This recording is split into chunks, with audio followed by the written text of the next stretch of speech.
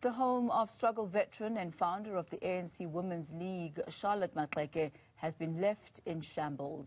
Whilst the theme of this year's Human Rights Month is the year of Charlotte Maxeke, her home is actually falling apart.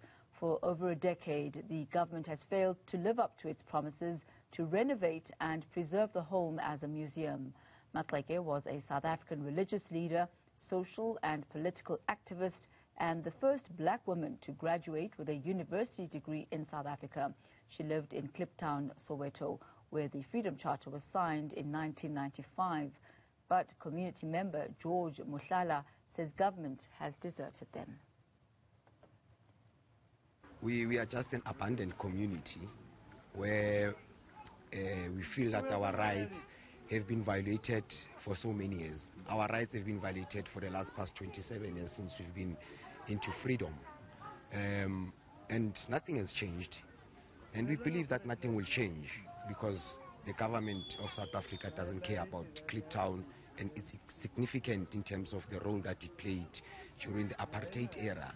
And the people that used to, to live here, like Mama Charlotte Maxeke, Baba Nelson Mandela, you name all of them, they know it. Actually, the African National Congress, Kliptown was one of their, you would say, hiding place or something like that.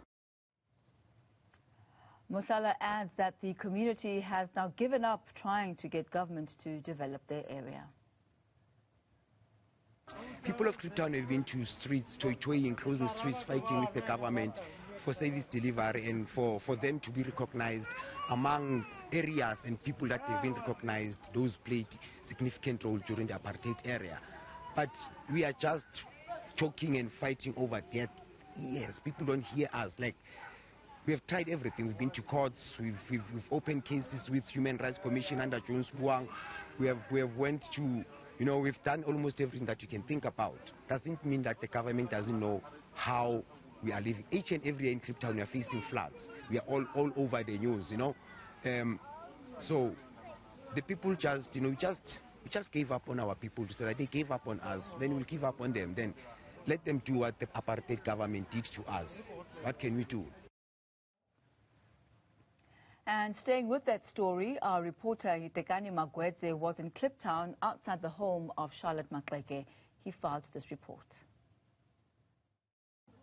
Well, at more than 100 years old, this house has not seen the much promised and anticipated renovation and re-establishment that was promised to make it out to be a museum. All it's really seen are boards that are promising for the renewal of this place. And as you can see, the city of Johannesburg had placed this placard here, which used to read Johannesburg City Heritage. Right here was the word site. So there was an intention and certainly a promise.